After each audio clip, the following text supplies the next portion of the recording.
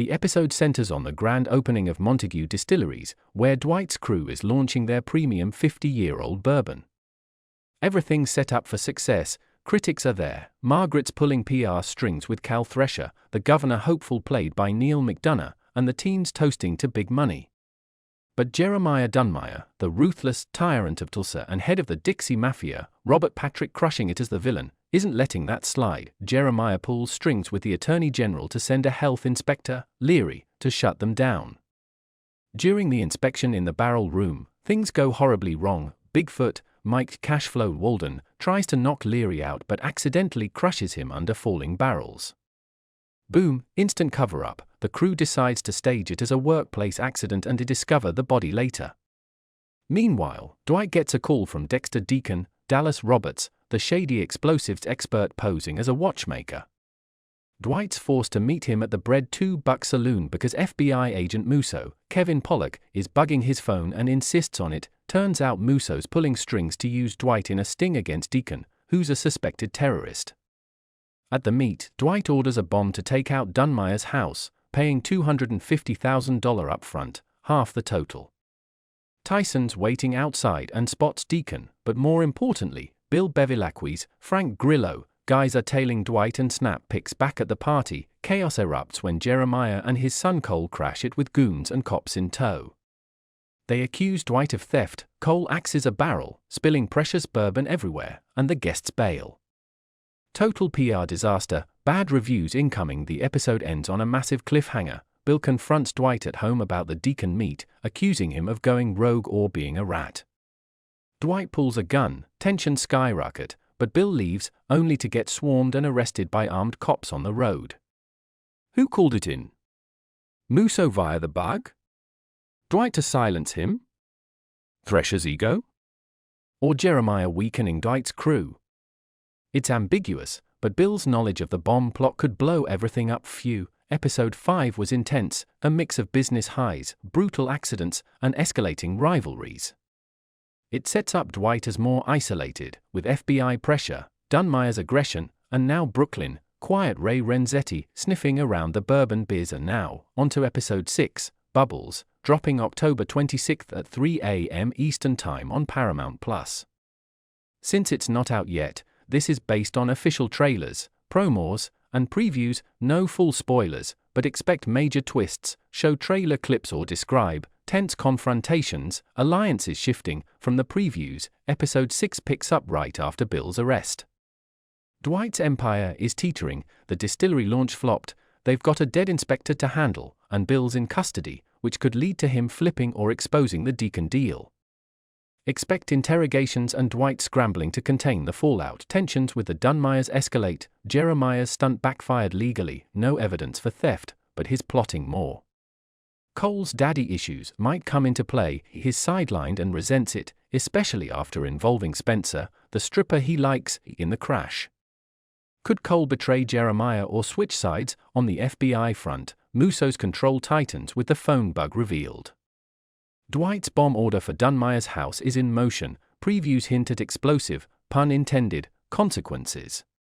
Plus, Brooklyn's Vince and Ray are pushing for a cut, so expect cross-coast mob drama.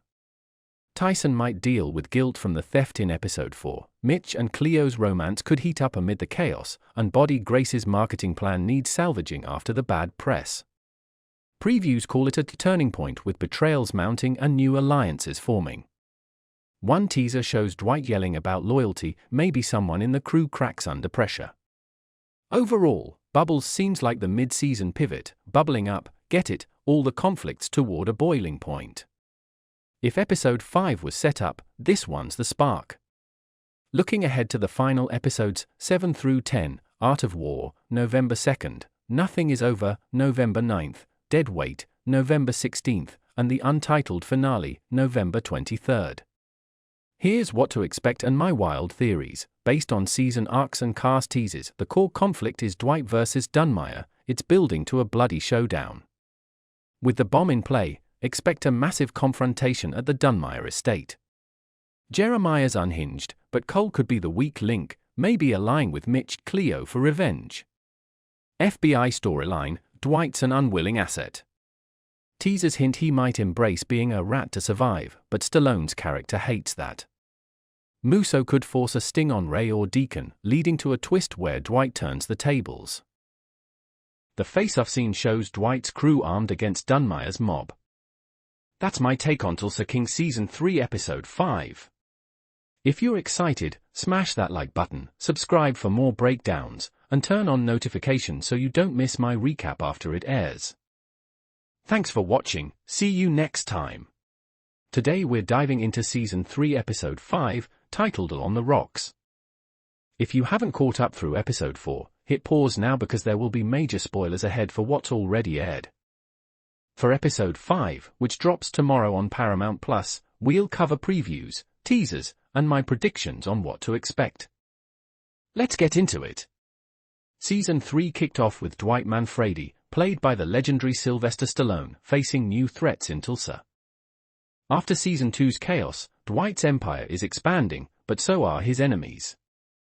Episode 1, Blood and Bourbon, introduced the Dunmire family as major antagonists, stealing Dwight's prized 50-year-old bourbon. In Episode 2, The 50, we saw Tyson messing up big time, leading to the heist. Episode 3, The G and the OG, ramped up the crew's efforts to track it down, with some redemption arcs kicking in. And Episode 4, Staring Down the Barrel? Phew, that was intense. Dwight and his team stage a brutal railyard standoff to recover the bourbon. Tyson gets a lead from Serenity, who turns out to be a spy, a classic twist. They muscle their way in, but it ends with Cole Dunmire's death. Meanwhile, Margaret pitches a fake dating plan to help Cal Thresher's governor run, which Dwight's not thrilled about. Jeremiah Dunmire drops that ominous line, "The war is heating up." Now, for On the Rocks, previews suggest this one's going darker and more explosive. The big hook is the fallout from Cole's death.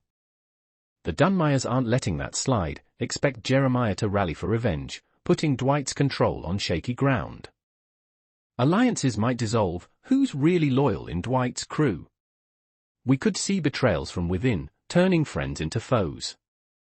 Old enemies might resurface too, bringing grudges or shady deals. On the political side, Margaret's scheme with Thresher could create jealousy or blowback for Dwight. And with Quiet Ray back in the mix from Episode 4, maybe he plays a bigger role. Overall, it's about escalating the underworld war, with Dwight making some brutal choices to hold onto his empire. Previews tease power shifts and dangerous confrontations, can't wait. Dwight goes scorched earth on the Dunmires, but it backfires with law enforcement or internal leaks. Maybe Tyson's arc leads to more family drama. Margaret's plan? Total recipe for relationship tension, Dwight's territorial, remember? Could Thresher betray them post-election? And with the season halfway done, this episode might set up a mid-season twist, like a major alliance flip or another death. What do you think? Drop your theories in the comments. Episode 5 is anticipated to explore the immediate aftermath, with previews emphasizing a shift to darker, more volatile storytelling. Key anticipated elements include retaliation from Jeremiah Dunmire, who warns of an intensifying war, potentially leading to violent confrontations that test Dwight's grip on Tulsa. Betrayals are a central theme, as alliances within Dwight's circle may fracture, with not all members proving loyal amid mounting pressures. The return of old foes could introduce new grudges or opportunistic deals, complicating Dwight's strategies. Politically, Margaret's proposal to aid Thresher's campaign by posing as his partner introduces relational strain, given Dwight's possessiveness and Thresher's history as a rival. This subplot ties into broader power dynamics, where Thresher's potential governorship could benefit or endanger Dwight's empire, depending on loyalties. Character developments in Episode 5 are expected to deepen existing arcs. Dwight faces moral and tactical dilemmas, balancing aggression with vulnerability as enemies multiply. Tyson, seeking redemption after his heist involvement, may encounter further tests of loyalty. Margaret's independence drives her political maneuvering, but it risks alienating Dwight, highlighting themes of trust in relationships. The Dunmires, fueled by grief over Cole, represent old money privilege clashing with Dwight's street-smart mob ethos. Supporting characters like the crew and Serenity could pivot into betrayers or allies, adding unpredictability. If the premiere of Tulsa King Season 3 felt like a bit of a corrective to a lackluster second season, Episode 3 feels like it's proving a point and then some. We've already had tense sit-downs between Dwight and the new big bad, Jeremiah Dunmire. We've roped in almost every surviving character from the previous 2 seasons, and we're starting to genuinely imperil the core cast. Things are getting serious, they're already serious, and they're going to get even more serious very quickly. This is what you want from a show like Tulsa King. Taylor Sheridan can be prone to bouts of self-indulgent excess, and that sort of thing can derail a season. These tight episode runtimes don't provide much leeway, so I'd rather a bit less depth and build-up, especially since a lot of these relationships and dynamics have been developing for a while, and more head-on collisions. That seems to be the third season's guiding MO. Long may it continue. Before we unload the chaos of Episode 4, let's rewind to that gut-punch ending of the G and the OG. Dwight's out here playing 4D chess with his new distillery empire, but things go sideways fast. Tyson's living his best life at Stroker's strip club, throwing stacks like it's nothing, but boom, Cole Dunmire's goons snatch him up. They drag him to some abandoned warehouse, and Cole's got him staring down the barrel of a shotgun, ready to paint the walls red for messing with the family business. Meanwhile, Dwight's on a creepy road trip with that shady Fed, Agent Musso, the guy with a personal grudge from Dwight's pre-prison days. They pull up to a sit-down with Jeremiah Dunmire, who's got his local muscle surrounding them like it's a bad western. Dwight ain't backing down from the distillery fight, but the feds are circling, and that secret 50-year bourbon stash. It just fell right into Dunmire's lap. All right, Episode 3, the G and the OG, was straight fire, literally. Dwight's bourbon empire is booming, but the Dunmire family's not having it. Tyson, our young gun, goes full spy mode on Cole Dunmire at Stroker's strip club, but gets snatched by Cole's crew. Blindfolded in a warehouse, staring down a shotgun, talk about tension.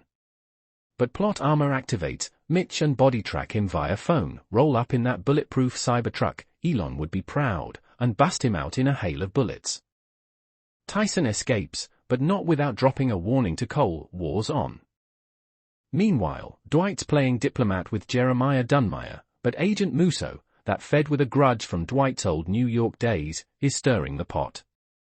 Cleo, fed up, straight up sets fire to Jeremiah's land as payback. And the kicker? Cole's goons raid Dwight's storage, swiping his secret bourbon stash. Dwight's left fuming, team tensions are high, and Musso's vendetta is bubbling. Meanwhile, Grace, Tyson and bodytail Cole Dunmire in the least possible of stealth vehicles, Tyson's Tesla Cybertruck. They follow Jeremiah's son to a warehouse, and when they follow him inside, they find a bingo game full of senior citizens. So they sit and play.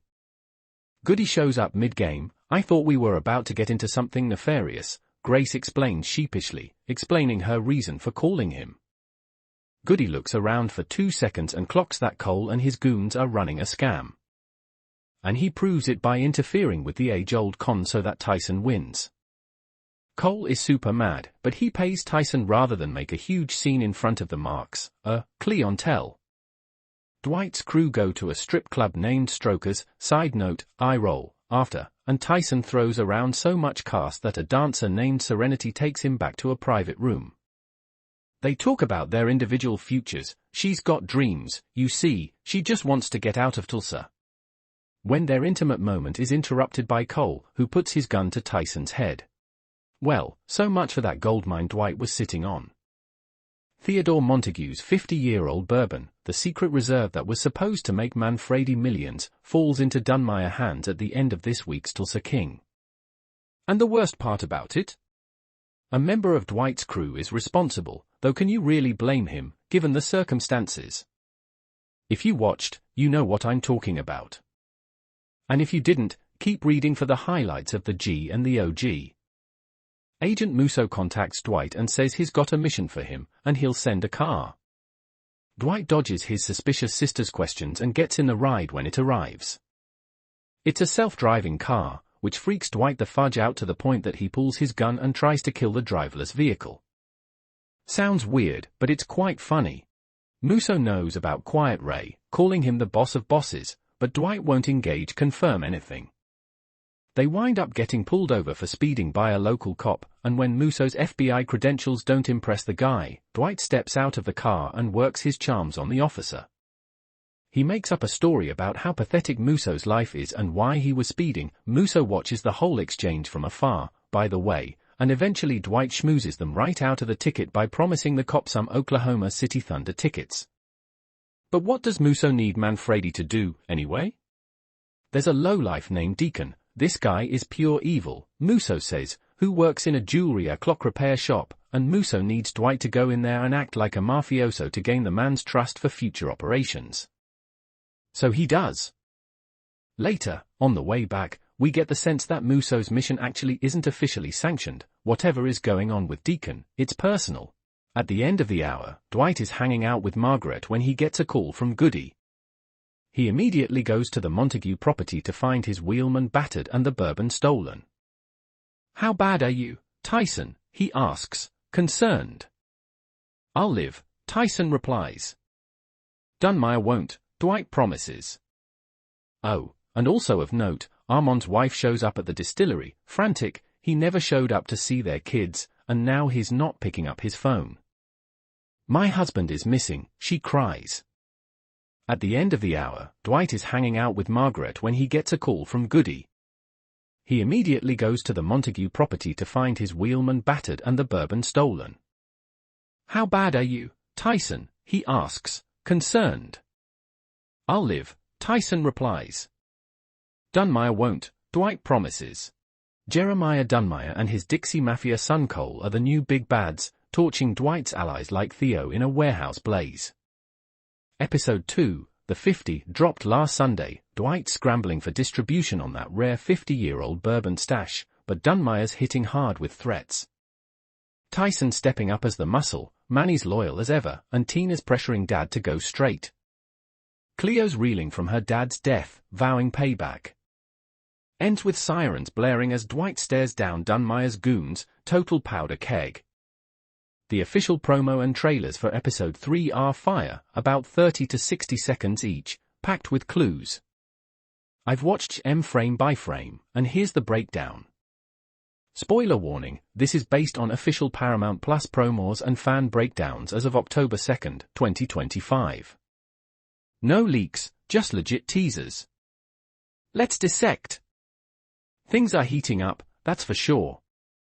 Cut to Tyson warning, "Don't want to take us all out one by one." This ties straight to Dunmire's hits on Theo, Walton, and Mitch.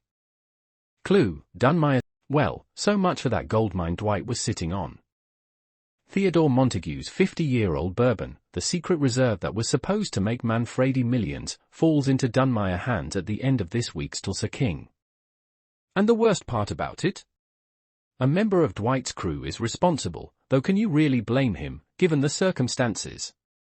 If you watched, you know what I'm talking about. And if you didn't, keep reading for the highlights of the G and the OG. Agent Musso contacts Dwight and says he's got a mission for him, and he'll send a car.